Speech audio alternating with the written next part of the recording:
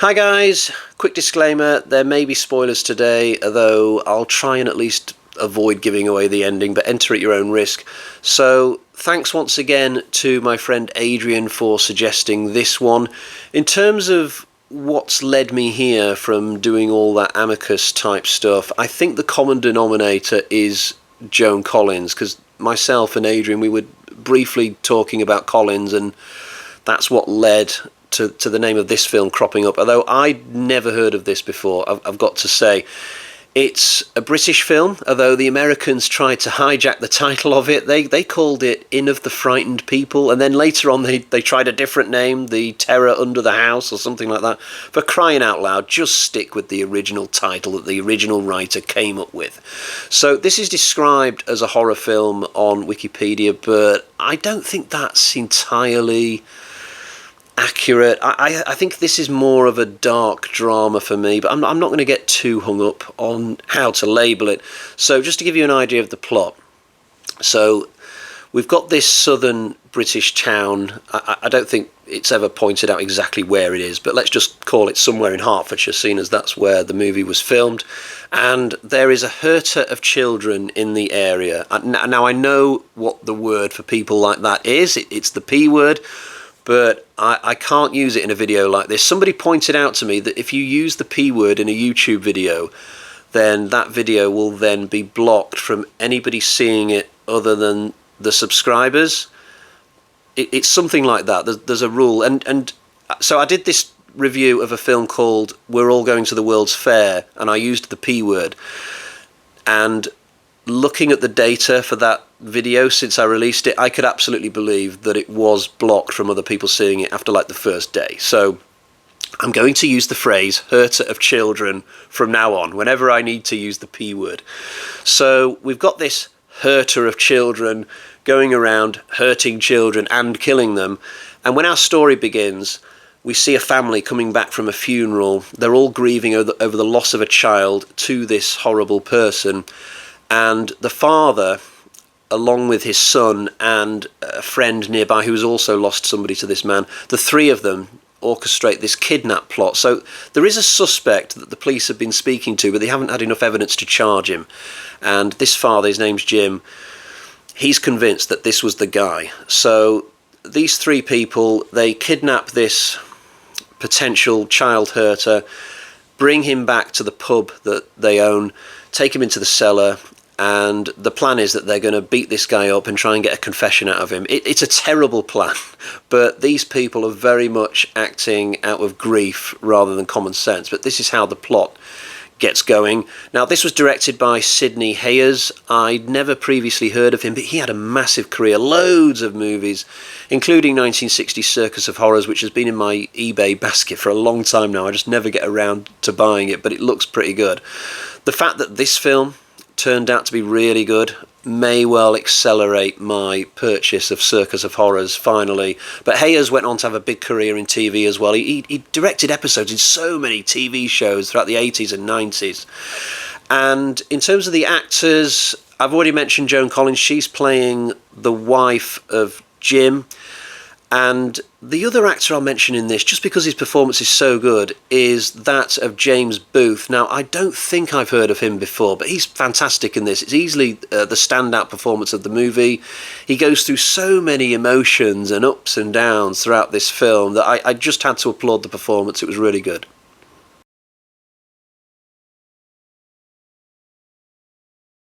This is a very gritty, working class sort of a movie. I was reminded of things like Kes and Get Carter, which I just happened to watch again a few weeks ago, funnily enough. I don't necessarily mean in terms of content, but just the vibe and the setting. The town in this feels very real, although maybe they should have used a northern town like Barnsley or Middlesbrough or something, although there's plenty of such places in the south as well. The pub in this feels very real, surely a real pub. The characters feel real. There's no $5 million daddy's mansion in this where everybody's just sat around wearing expensive clothes complaining about their lot until the killer shows up or a creature or whatever.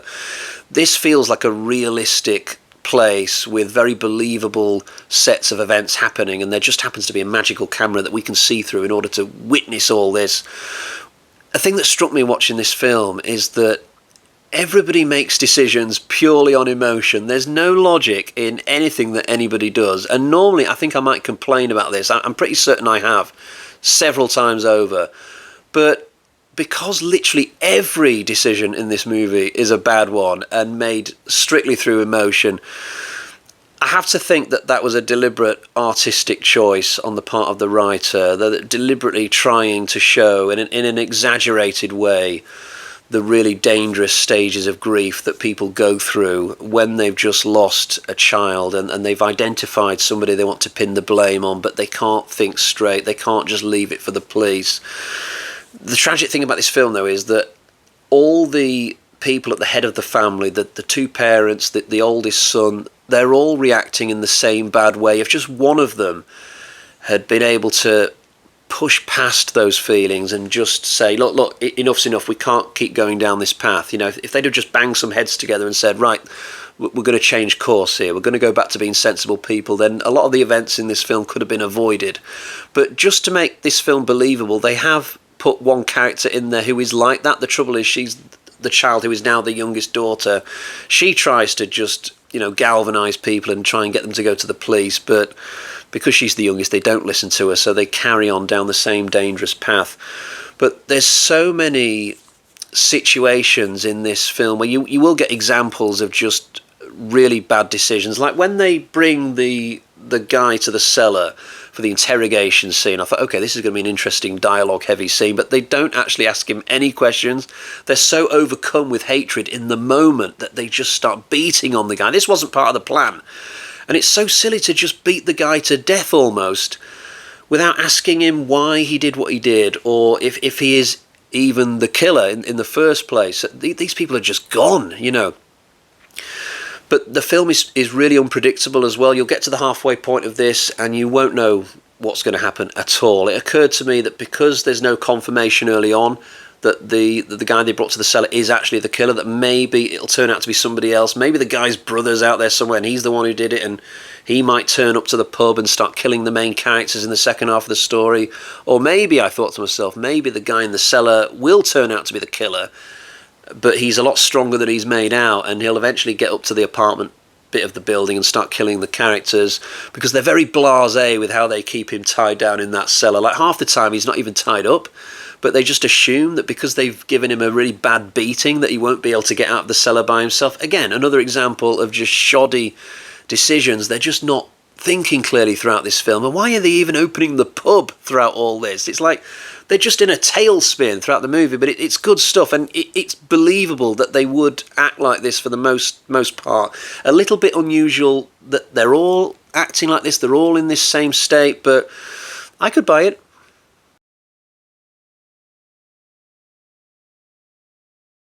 It's not all fun and games. So there's a rape scene in this movie. Now, I'm not one of those that says you can't have rape in movies. If it works for the story, fine, as long as you don't make it too explicit. But to be honest, I'm not sure that what we see here is a rape. It's kind of like a Pussy Galore type rape, as in the woman is not really into it at first, but then after a few seconds she gives in and decides to be into it. But I can't say for certain because we watched this scene through some broken glasses. It's just one example of a few interesting camera setups that you get in this movie. Another example is when somebody is being repeatedly punched and the camera is where the face would be. So we just see these punches coming straight at us, which is kind of cool. But going back to the rape scene, or is it a rape scene? My big problem with it is that there's no setup for this. When it happens, it's a massive surprise. It's like, what? I feel like there should have been some foreshadowing earlier on in the film. We should have seen some little hints that this person was into this woman, a few clues, but there's none of that to my knowledge. I mean, I haven't gone back through the film with a fine tooth comb to look for evidence. Maybe there is some evidence and some little hints and things here and there. Maybe we see this guy looking at the woman on the sly now and again. I don't know. But I suspect that there's nothing, because I certainly don't remember anything.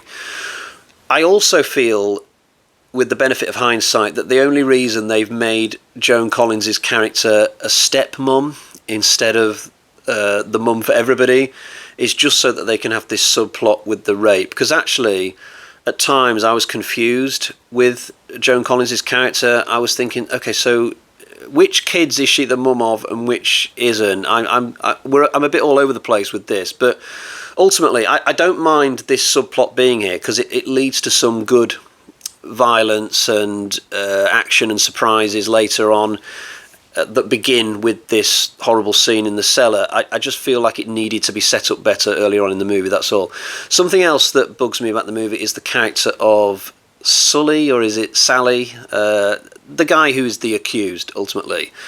I think this is the weakest character in the film, although it's the only weak character in the film to my mind. And I don't just think he's the worst because he's the child hurter. I just feel like he makes some really dodgy decisions in this film, and he doesn't have the excuse that the other characters have insofar as he's getting over the death of a loved one. For example, the final scene in this, when he does what he does, it's just utterly stupid, given the circumstances. But I won't tell you exactly what happens, just in case you haven't seen the movie. But one scene involving him that I will tell you about from much, much earlier, I will describe. So this guy, he's just been released by the cops. Now, whether he's guilty or not, what he really shouldn't be doing at this point is then going out to the supermarket but deliberately taking a route that takes him past a school, even though that'll take him longer, and then he stands in front of the gates at playtime and just looks at all the kids as if he's eyeing up the best Granny Smith apple to pick out from the groceries, and there's a car trailing him, like just behind him, going at like 2 miles an hour. It's obviously tailing him and he doesn't seem to notice it. So this character makes all sorts of bad decisions that you can't really reason for, and I just don't feel like we get to fully explore this character. His big chance for this to have happened would have been during the interrogation scene, but that doesn't ultimately end up happening. All the other characters are written quite well, I feel, except for this one guy. But you know what? I'm going to finish on a positive because this movie deserves that from this review. So I'll say that I like where the characters end up a lot of the time in this film. I liked the end of their arcs, especially Jim. He just seems to run out of all energy in the second half of this film, and you don't normally see that from characters in movies. Like, you get somebody trying to survive a horror film, even if they get injured halfway through, they'll just keep going, they'll keep picking themselves up and going again until the very end when they either live or they die. But Jim, after about an hour of this, his batteries just seem to go flat, and he just flops down in his chair and he's like, I ain't got the energy for this film anymore. And that is that. But you don't often see that. But when you get to the final scene and he's pretty much doing the same thing, but a certain death has happened, I just like how we're left thinking, okay, well, has he won or has he actually lost? And I'd be inclined to say that he's lost, but I really like the journey of this character in this film, and I think it's the perfect ending that he gets for me. A lot of the other characters, you don't actually find out their fates, but again, this is something else I like about this movie. There are characters in this who just leave the movie with no fanfare. Major characters too, but that works for something realistic feeling like this movie.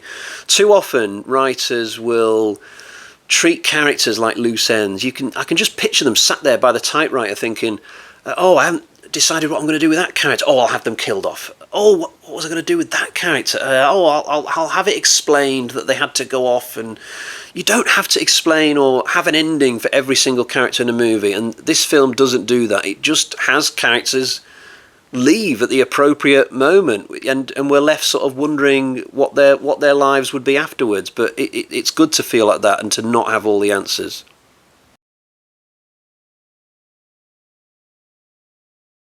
So we've reached that time again. I don't have a copy of this film to show you though, because I watched this for free on YouTube, so why don't you do the same? It'll cost you no money.